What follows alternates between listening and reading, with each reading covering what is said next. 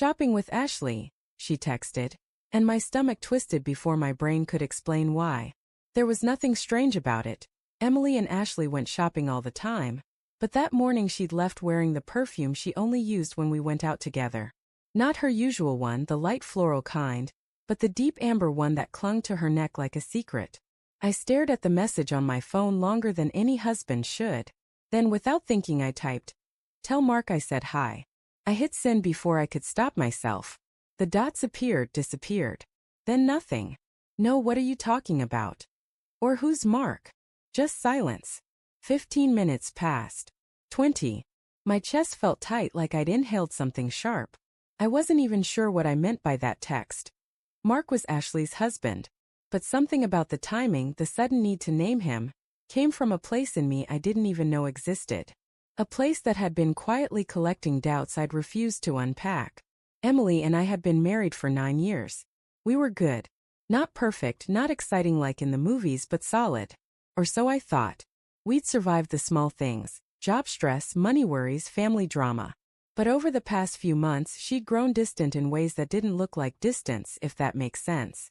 She'd hug me, but her arms felt measured.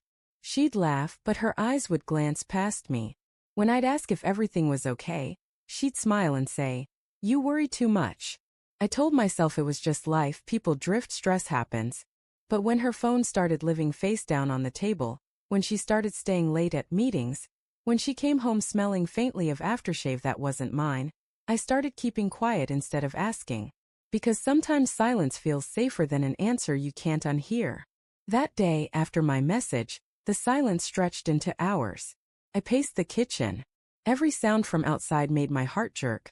Was that her car? The clock mocked me. I checked her location once, feeling guilty for even knowing how. It said off. Of course it was off. She used to joke that she'd die before running out of battery, but suddenly her phone was always dying. At 6:47 p.m., I heard the key in the lock. She stepped in, sunglasses still on though the sun was nearly gone. Her face was pale, lips trembling slightly. She didn't even take off her shoes before blurting, "Why would you say that?" Her voice cracked like a whip. I stared at her. "Say what?" "That text," she said, holding up her phone. "Tell Mark I said hi." What is that supposed to mean? I wanted to laugh or shout, or both. "It means exactly what it says," I replied. She blinked, eyes darting away. "Are you accusing me of something?" I didn't answer. Instead, I asked softly, "Were you with Ashley?" The pause was microscopic, but it was there like a skipped heartbeat. Then she forced a scoff. "Of course I was. Who else would I be with?" I didn't have to say it. Her eyes did all the talking. She dropped her bag on the table. "You're being ridiculous," she said, but her voice wavered. "Am I?" I asked. "Then show me. Let's call Ashley right now." Put her on speaker. Her hands trembled as she reached into her purse, then froze halfway. She looked at me, and that's when I knew. You can tell when the person you love is about to lie, because their face becomes a battlefield between the truth and what they wish it was. "Please don't do this," she whispered. And just like that, everything broke. I sat down. My knees couldn't hold me anymore. "How long?" I asked. Tears filled her eyes, and I hated that part of me still wanted to comfort her. "It's not what you think," she said. "It never is," I muttered. She sat across from me, hands shaking. "It happened once," she said quickly, like ripping off a bandage. "It wasn't planned. I don't know, lonely. You've been so busy with work, and I felt invisible." I let the words hang there, heavy and foreign. Once. That word can destroy a man. Once means it was enough to undo years of trust, to turn love into suspicion overnight. "With Mark?" I asked quietly. She nodded, and something inside me went cold. Mark, Ashley's husband. The guy I played golf with last summer. The guy who helped me move a couch into our living room. My laugh came out jagged. "So, the two of you what? Just swapped partners behind our backs like some sick social experiment?" Her tears spilled over. "No, God, no. Ashley doesn't know. No one knows. It was a mistake." I stood up, pacing. "A mistake is forgetting your anniversary, Emily. Sleeping with someone's husband is a choice." She covered her face. "I'm sorry," she sobbed. "It's over." It was months ago. It meant nothing. I wanted to scream, to throw something, to rewind time to before that text. Instead, I sank into the chair and whispered. It meant everything to me. For a long while we just sat there, the sound of her crying mixing with the tick of the kitchen clock. 9 years of shared mornings, jokes, quiet touches. They all felt counterfeit now, tainted by a truth that didn't belong in the home we built together. When she finally stopped crying, she said, "Please, can we move past this? I'll do anything. Therapy, counseling, whatever it takes. I love you." The words hit me like glass. I love you. People say that like it's a cure, but sometimes it's the knife. I looked at her, really looked. And for the first time I didn't see my wife. I saw someone who'd already left, even if she was still sitting there.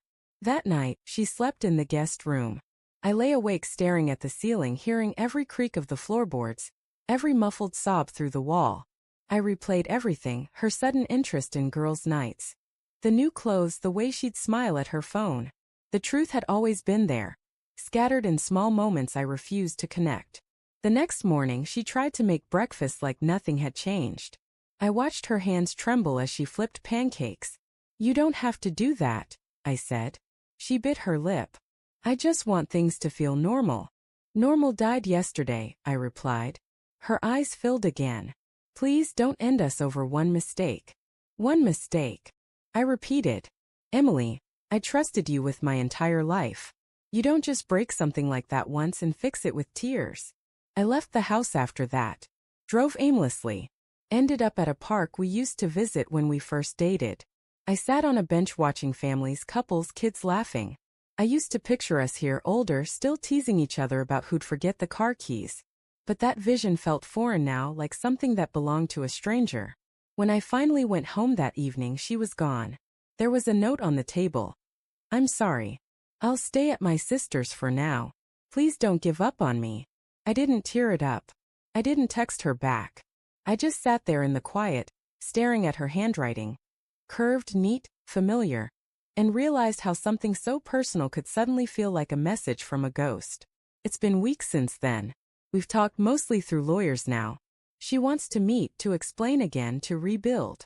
But I don't think I can. I've learned something I never wanted to learn. Love doesn't disappear when someone betrays you.